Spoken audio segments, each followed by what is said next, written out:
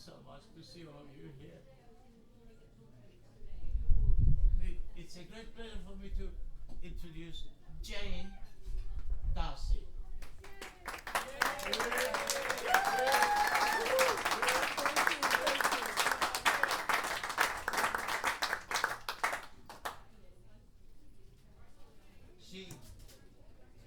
She has undertaken to study my music, and she's done a wonderful history so far. It so happened that she was able to come to England. And all of you, I welcome you with the deepest heart. Thank you for coming. You really are best beloveds. You really are. You turned up. You showed up, and I really value that enormously. We've got so many excellent people here. Christopher Dean, whose guitar has kept me company all those years on various parts of the world where I played concerts. One of the great guitars I've ever held in my hands. Bella, the last time I saw her, she was a smudge, and now she's about 7 foot tall. What is this? Thank you for coming. I can't go through it. I would like to mention all of you, and I acknowledge all of you and each of you. Thank you. Now,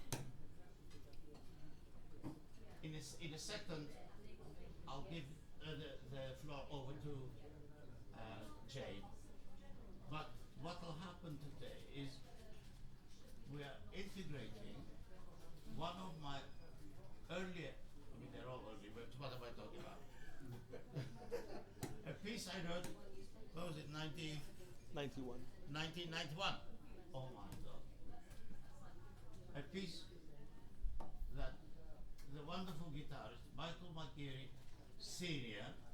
commissioned from me for his son, Michael McGeary Jr. And it was the time of the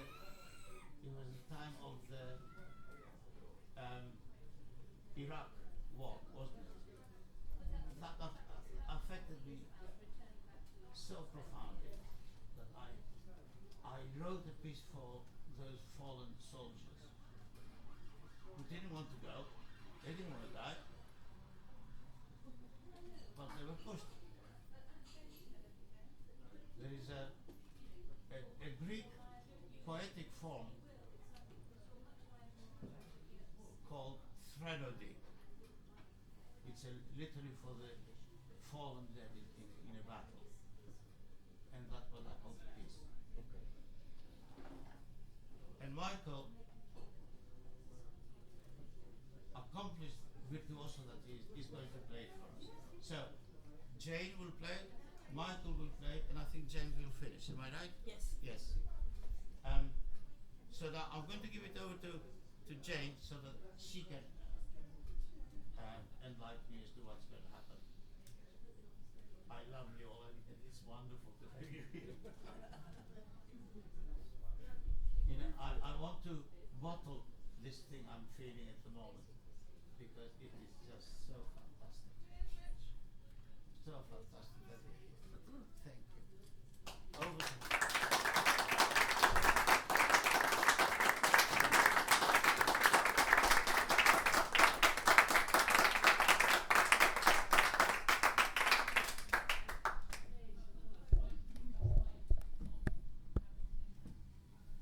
Over to you, Jane. Thank you, my dear. Right. I have been reminded to ask everyone to turn off their mobile phones, please. Yes. And I am honoured and gobsmacked to be here. So, yes, I've known Gilbert and I've been studying his music for about 3 years. And in case any of you don't know, I'm actually doing a Master of Arts at the Western Australian Academy of the Performing Arts, otherwise known as WAPA. And the subject of my thesis is Maestro Gilbert Biberian, which is the music up here. So, first of all, Can you hear me at the back there? Am I speaking clearly enough? Yep, all good? Lovely. Okay, I'll try and keep projecting like that. I'm going to read to you a 10-minute overview of what I have learned about Gilbert Biberian, his life and works. It's obviously very brief.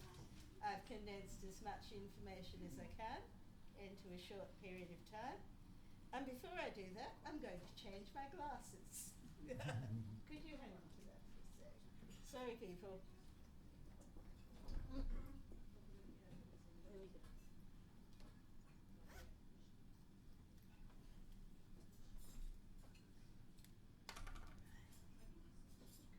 Now I can't see you as well, but I can see the words.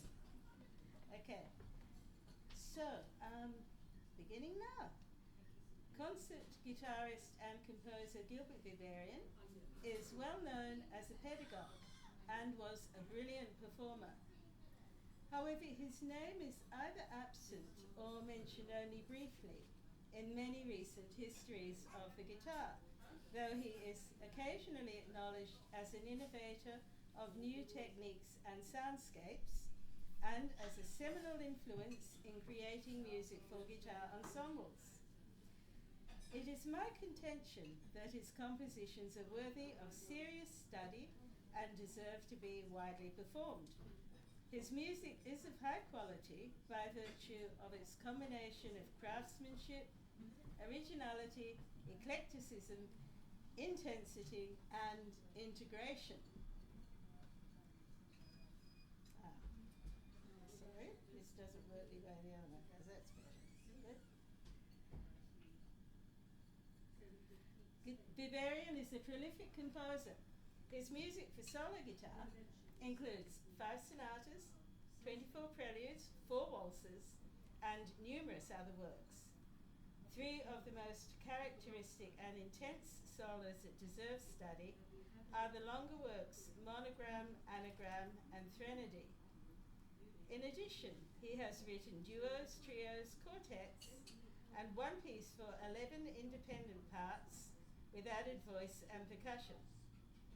Instrumentations including voice, flute, stringed instruments, percussion, and special effects are found in his ensemble music.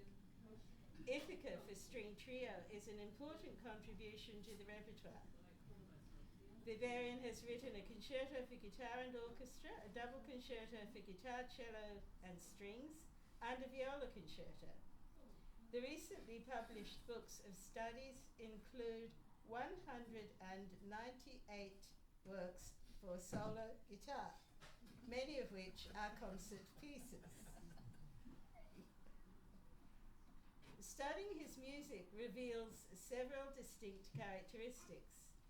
These include a variety of different ethnic sources, a propensity for thematic integration and extension, the transformation of traditional classical forms and structures, a musical vocabulary that ranges from classical and jazz harmony through to atonal and serial music, all of which may appear in one piece, and fluidity in phrasing and rhythm.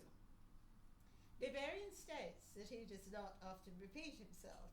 This is true, although his music is distinctly recognizable. A brief investigation of his history identifies some of the sources of his style. Biberian's birthplace in Istanbul in 1944 ensured that he would grow up surrounded by the secular and spiritual music of many cultures, including Greek, Armenian, Turkish, and Jewish music. He was of Armenian and Greek heritage, with maternal grandparents Alexander Sobers from Barbados and his wife Mary, an Armenian from Istanbul, who were active in the tradition of the music hall.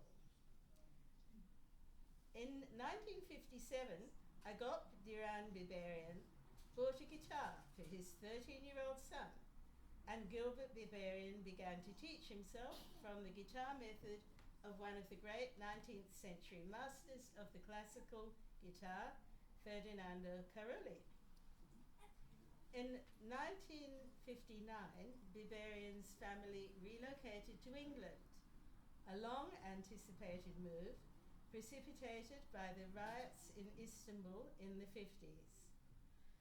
Experiencing violence and seeing mutual friends turn against each other made a deep impression on the young Biberian, and consequently the desire to create harmony between diverse cultures is a driving force in his creativity. In his own words, Istanbul was the cauldron in which there was profound disharmony between Turks and Greeks, between Turks and Armenians, leading up to awful holocausts. I came away from Istanbul feeling tremendous pain because I loved all those people and I wanted them to be safe in each other's company and harmonious. And in all the music that I've written, everything that can be identified, oh, that's a Turkish element, oh, that's Greek, or that's Armenian, is there because inside of me I'm creating harmony for them. In England, Biberian studied music with a variety of teachers, including the guitarist Len Lewis and the jazz clarinetist Vic Bennett. His tertiary guitar teachers in London, do you say tertiary like that here? Yeah? Okay, good. Yeah. Were Blanche Munro at the London College of Music and Hector Quine at the Trinity College of Music. Of greater importance were his composition lessons with James Patton. Postgraduate studies with the iconic French duo Ida Presti and Alexander Lagoya, and with pianist Anthony Kinsella, whose teaching lineage reached back via Liszt to Beethoven, had a profound effect on his understanding of interpretation. The teacher of most significance and influence to Biberian as a composer was the Austrian-born musical and philosophical savant Hans Keller, who was a significant teacher, music critic, and Radio 3 program coordinator for the BBC. Biberian acknowledges benefiting from Keller's extensive knowledge of musical structure and his understanding of the balance in composition between the familiar and the unexpected and original, which Keller referred to as background for the familiar and foreground for the original. Keller and Biberian also shared direct experience of man's inhumanity to man in their respective countries of origin, and could discuss these matters on a level that many could not understand. Although Keller was renowned for his analytical approach to understanding music and his championship of thematic unity and thematic transformation, he did not advocate an analytical or intellectual method for composition. Rather, he encouraged his composition students to cultivate an intuitive approach. From that intuitive response would come the desire to understand the workings of the music. Biberian's musical inspiration, then, has its roots in early imprinting from many cultural sources.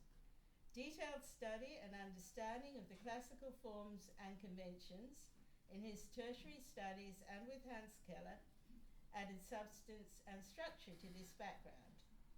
The third strand in his musical development was the profound interest in and inspiration from the best of his contemporary composers.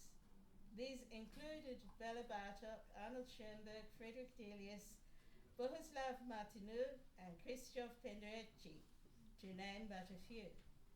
Some of these he discussed with Keller, some he investigated independently. Biberian's own composition is driven by inspiration. Musical and ideas and themes occur to him spontaneously and are notated when this occurs. He writes intuitively.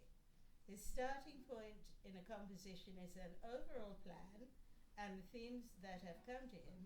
From there, the intuition flows freely. Some of the more original characteristics of Biberian style are a love of contrasts and surprises, counterpoint, chromatic and diatonic scale movement in inner voices, long pauses, complex and asymmetrical rhythm, repeated phrases that begin the same and then diversify, and surprising chromatic harmonies. This last includes a predilection for tritones and for combined major and minor chords. I know not all of you will know what this means, but they're like very out there and clashy, okay? By contrast, Biberian also writes lyrical and delicately harmonized melodies, and his music often ends with a chord that is both wistful and consoling. Thematic transformation and juxtaposition abound.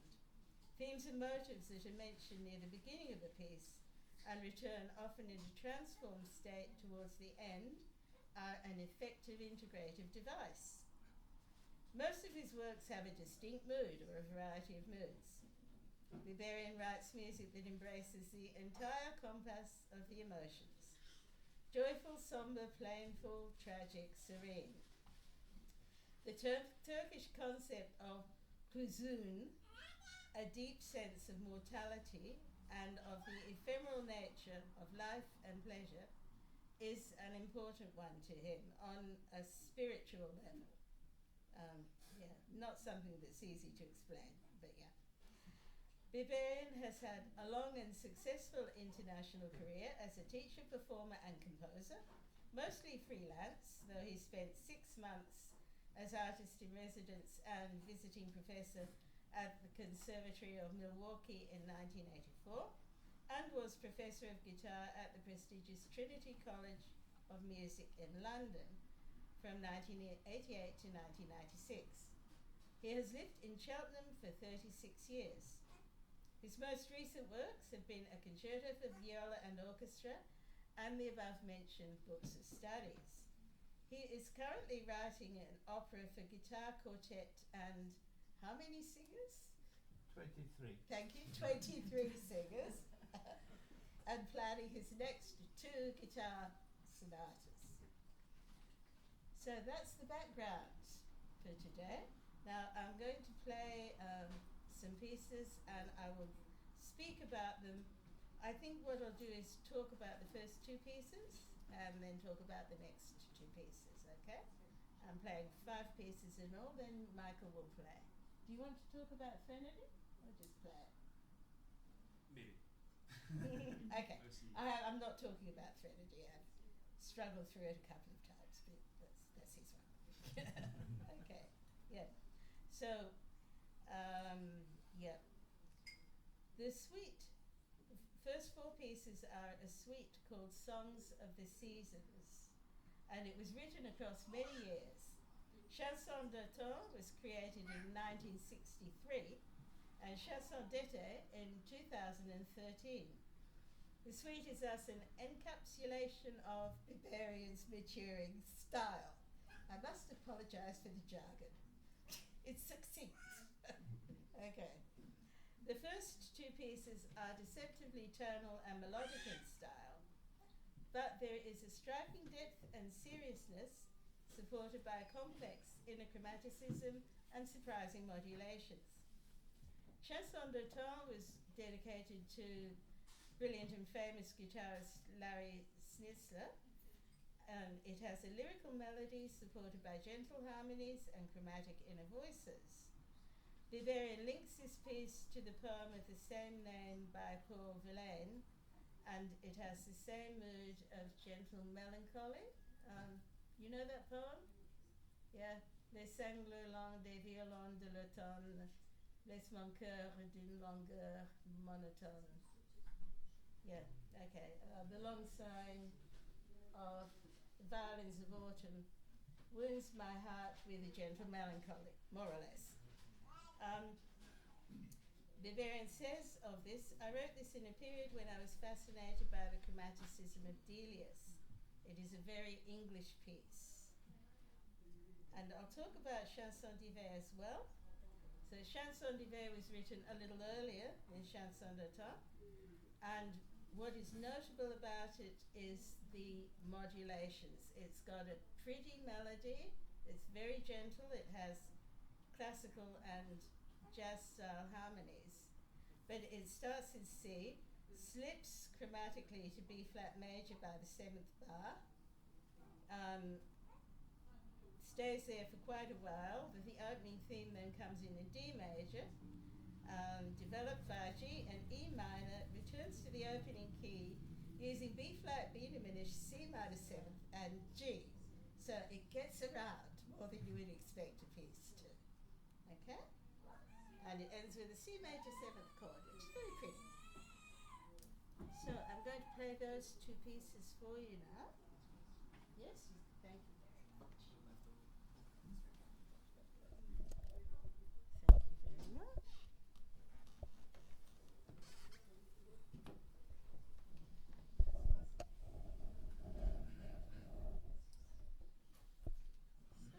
There we go. Grip mat.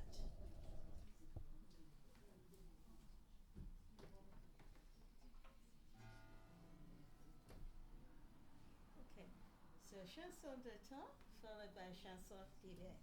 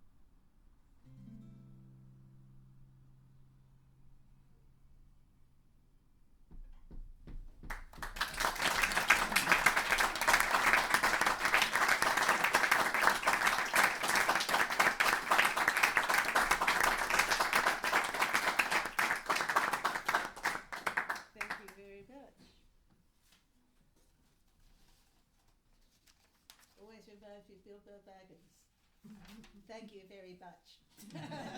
For those who know the reference. Okay, now I have to find my next piece. I thoroughly enjoy playing this music. Okay, the next two pieces are more modern. I'd better find my computer again so that I don't miss anything out. Hang on. Yeah. Sorry, something's going on with the pages here. This needs tweaking for the next presentation. Stay there. Okay. You could hold my guitar. Thank you very much. Right. So the next two, of course, are Chanson du Printemps and Chanson d'été. This is, of course, Song of Spring and Song of Summer. Sorry, I'm presuming you all knew that because you're English. English people are all educated, right? Okay. This piece was written for Raymond Burley, British concert guitarist. There is no key signature or time signature. The sixth string is tuned to F. Biberian says of this piece, spring is the season of promises that come true. So, very quiet, very slow and expectant. The opening and closing sections of Printemps make use of harmonics, campanella and gentle modal patterns to create a mood both peaceful and expectant. The second section has long arches of rising and falling phrases and distinctive rhythms, including the Scotch snap and triplets, with little